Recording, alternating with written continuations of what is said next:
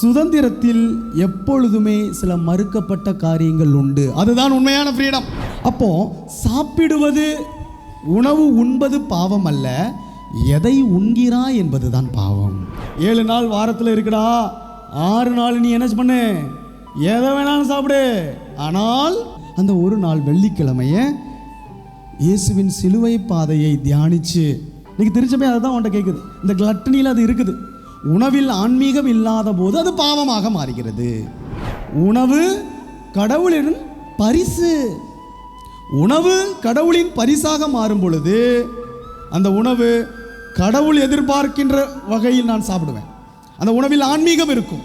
ஆனால் உணவு என் உழைப்பின் ஒரு முதலீடாக, என் உழைப்பின் ஒரு விளைவாக மாறும்போது என் இஷ்டத்துக்கு நான் சாப்பிடுவேன்.